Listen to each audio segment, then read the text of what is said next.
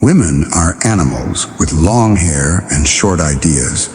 A sentence as cruel as it is sharp, like broken glass cutting through the mind. Today it sounds offensive, hateful, and wrong, and it is. But those words came from Arthur Schopenhauer, one of the darkest thinkers in philosophy. A man known for his brilliant mind and his bitter view of life, before we dismiss him as just an angry woman. Hating man, which in part he was.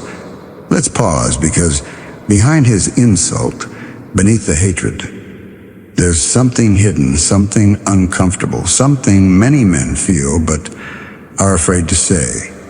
Not because they hate women, but because they've been hurt by love. Schopenhauer didn't hate women just for who they were. He hated what love did to him. He hated how it made him feel weak, unwanted, replaceable. And behind his anger was a deeper question. A question many men carry inside but never ask out loud.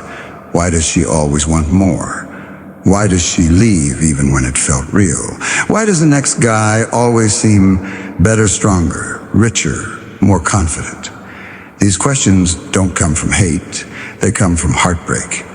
And today we're going to talk about that. We're going to explore the painful truth behind hypergamy. The idea that women are drawn to men who are higher in status, power, or success. And we'll talk about the male resentment that quietly grows when love doesn't feel like love, but like a competition that you didn't even know you were part of. To understand Schopenhauer's views on women and love, we have to understand his bigger philosophy. He believed the universe is not ruled by reason, logic, or God, but by something blind, powerful, and never satisfied, the will to live. This will is in everything from trees to animals to people. It wants one thing, survival, and it drives us to desire, to chase, to want things we don't have. But that's the trap, because desire always comes with pain. To want something means to feel a lack, and the will is never full. It always wants more. Schopenhauer believed that love, what we call romance, is not pure. It's not a spiritual connection. It's a biological trick. It's a disguise. He said love is just the will doing its job, pushing you to reproduce, to keep the species alive, not to make you happy. So when you fall in love, it's not because you found your person. It's because your biology made a choice. You didn't fall. You were pushed. And here's where it gets darker. Schopenhauer believed that women don't choose men based on emotions or kindness. At a deeper level, their instinct is calculating. Even if they don't realize it, their biology is silently asking, can this man protect me? Can he support a family? Does he have the strength, intelligence, and confidence my children would need? And this ancient instinct has a name: hypergamy. What is hypergamy? The quiet instinct that still hurts men today. Let's talk about something that most men feel, but few ever say out loud. Why does it sometimes feel like love isn't about love at all, but about power? Why does it seem like no matter how kind, loyal, or supportive you are, she still ends up choosing someone else, someone taller, richer, stronger, more confident? Why? The answer might sound simple, but it goes deep. It's called hypergamy. So what is hypergamy really? Hypergamy is the natural instinct in women to be attracted to men who are on their level or above in terms of strength, status, or success. It's not something evil. It's not about being shallow. It's not about gold digging. It's ancient survival programming. You see, in the past, long before modern life, before cities and comfort and dating apps, a woman's survival depended on the man she chose. If she picked a man who was weak, who couldn't protect her, who couldn't provide for her or her children, she didn't just risk heartbreak, she risked death. So nature gave her a gift, a kind of built-in radar. This radar doesn't always work through words or logic. It's more like a feeling, a sense of who has power and who doesn't. A feeling that whispers, this man can lead. This man can provide. This man can keep me safe. Even today, even in a world of comfort and equality and independence, that radar still works. It doesn't look for the strongest hunter anymore. It looks for something else: direction, ambition, purpose. It looks for the man who is going somewhere, the man who knows who he is, what he wants, and refuses to be shaken. But here's the painful truth. Sometimes you can do everything right. You can be kind, loving, supportive, loyal, respectful, and still she doesn't choose you. You might be the man who always shows up, who listens, who sacrifices, and still one day you see her leave, not because you were bad, but because you weren't enough for her instincts. Maybe she found someone with more confidence, more power, more social value, or just someone with a stronger presence in the world. And that doesn't just hurt, it breaks something deep inside.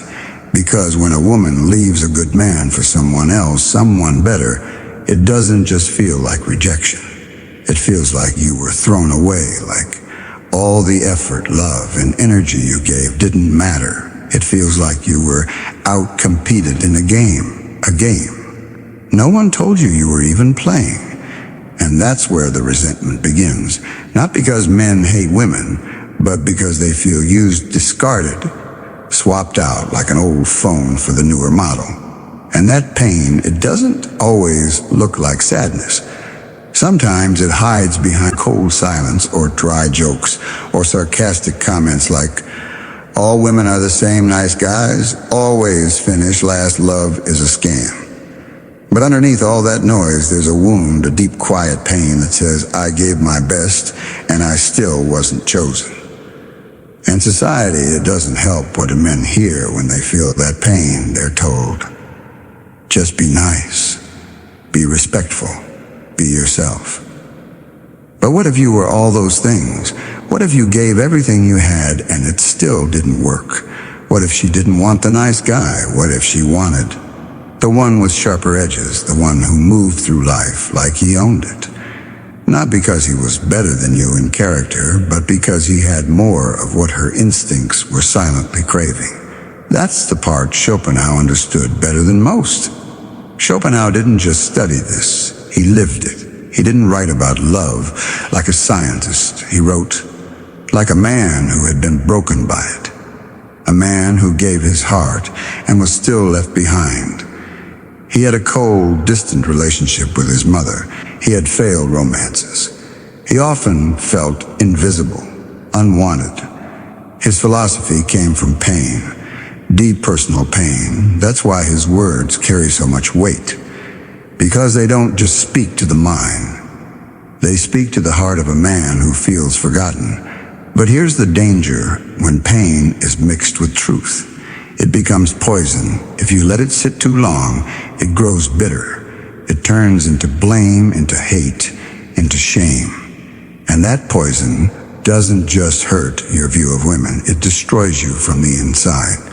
So what do you do with this truth? You don't deny it. You don't bury it. You face it. You name it. You rise above it. Because this truth isn't here to make you hate women. It's here to wake you up. Attraction doesn't reward goodness. It rewards growth. It rewards direction. It rewards energy, confidence, and vision. When you start showing those things truly, not for approval, but from within, you don't beg to be chosen. You become undeniable. And the irony, that's when they notice you. Not because you change for them, but because you change for you. What happens when men stay silent? Let's talk about the wound. No one sees. The one many men carry quietly, the one they try to ignore, hide, or laugh off. It's the pain of giving everything and still being told, you're not enough. You stayed loyal. You were kind. You were supportive. You did everything you believed a good man should do. And in the end, she still walked away. Or worse, she stayed, but made you feel invisible. That kind of heartbreak doesn't always make a loud noise. It doesn't always come out in tears or shouting. Sometimes it just sinks deep into your chest where it turns cold. When men feel this kind of pain but aren't allowed to speak it, it doesn't disappear. It changes shape. It turns into something else. Bitterness, frustration, anger with no clear target. And that anger, it starts looking for a place to belong. So where does it go? Often it finds a home online, in comment sections, in angry posts, in groups that say, love is fake, women only care about money. Nice guys always lose. At first it feels comforting. You find people who finally get it. You hear stories like yours. You feel less alone, but over time, those spaces stop being healing and start becoming echo chambers of rage. You're no longer learning how to grow. You're learning how to blame, and blame can feel powerful in the moment, but it doesn't heal you. It keeps you stuck in the same pain. Here's the truth. If you look underneath all that anger, you won't find hatred. You'll find grief. It's the quiet voice of a man who just wanted to feel chosen, who wanted to be enough, who wanted to love and be loved fully, deeply, honestly, but instead he felt overlooked, used, replaced, forgotten. So what does he do with that pain? Does he pretend it doesn't exist? Does he harden his heart forever? Does he become cold, cruel? Does he let pain turn into poison? Or is there another way? There is, but it's not. What do you think the solution isn't about chasing more women? It's not about learning tricks to impress them. It's not about pretending to be someone else. And it's definitely not about hating women. The real path forward, it's about becoming the kind of man who no longer needs approval. A man who doesn't depend on being chosen to feel valuable. A man who doesn't build his worth around being accepted by someone else. A man who rises not for validation, but for himself, because when you carry that kind of self-respect, when your life is rich with purpose and direction, you stop needing love to complete you. And ironically, that's when people start being drawn to you. Not because you're chasing, but because you're centered, because you're whole, because you radiate something that can't be faked. But none of that happens if you stay silent forever. If you keep pushing your pain down, it will grow, it will come out sideways, it will show up in your relationships, your habits, your moods. That's why you must speak it, even if it's just to yourself at first. You must face it and then choose something better. Choose not to collapse. Choose not to hate. Choose to build. Because silence doesn't make you strong. Healing does, and healing doesn't start with blaming women. It starts with asking yourself, what am I holding on to? What story am I still telling myself? Am I still trying to prove my worth, or am I finally ready to own it? Because once you start living for yourself, once you start building from the inside out, you become unstoppable. The path forward. Let's get something clear. Understanding hypergamy doesn't mean you have to hate it. It doesn't mean you have to become bitter, angry, or fake. It simply means you've learned how things really work. And now you're choosing to respond with strength, not with pain. It's not about changing yourself into someone you're not. It's about growing into someone stronger, more solid, more focused. You don't need to become perfect. You don't need to become rich overnight or act like someone you're not, but you do need to become powerful in your own life. Not so women will notice, not to win someone back, but for you. Because the moment you shift your focus away from chasing love and start building your foundation from within, everything changes. It starts with one simple shift. Stop asking, how can I get her to choose me? And start asking, how can I become the kind of man I'm proud of? That shift will change your mindset, your actions, and your direction. Because most men spend their energy trying to get attention, trying to be liked, trying to be chosen.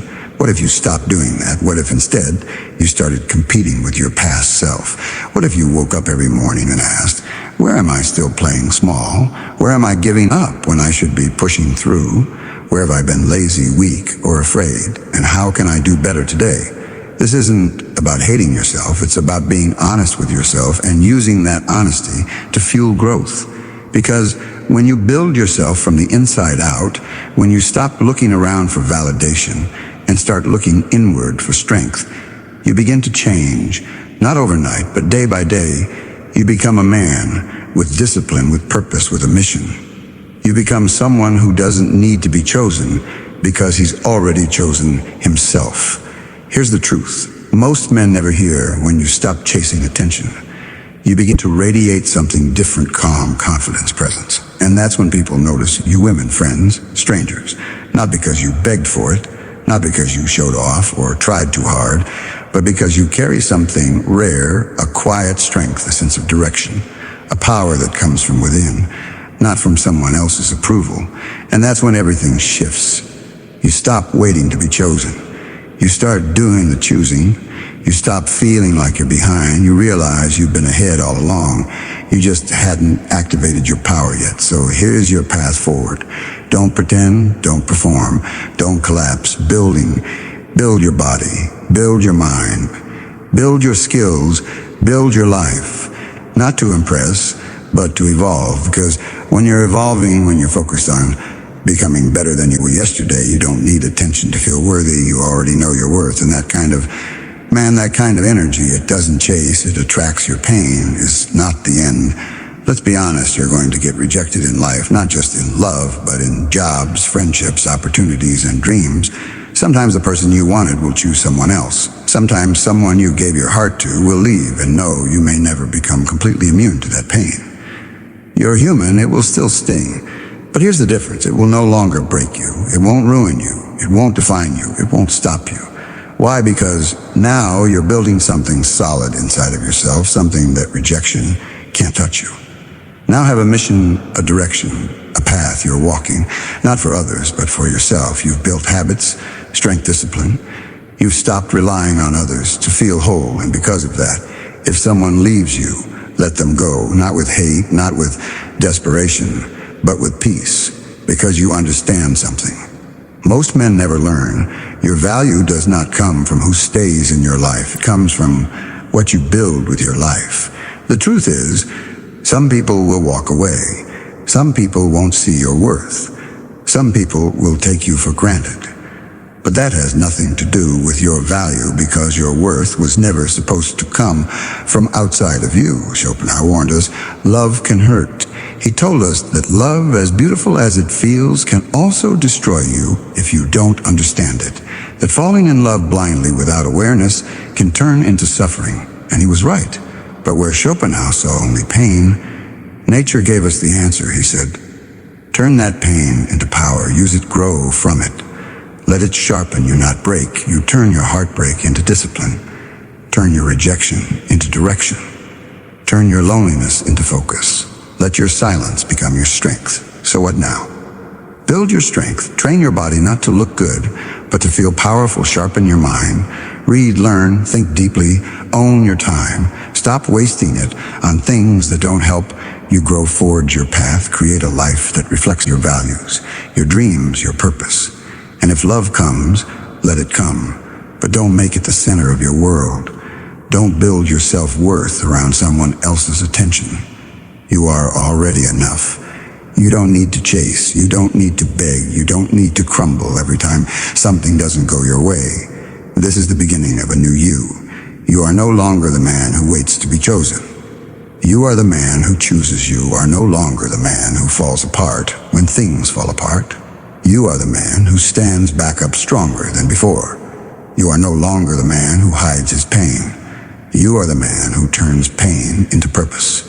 So here's what I'll leave you with. Don't beg, don't chase, don't shrink, or lead right. Because once you know who you are, no one, no rejection, no failure, no heartbreak can make you feel like you're not enough. Lead right. Because once you know who you are, no one, no rejection, no failure, no heartbreak can make you feel like you're not enough.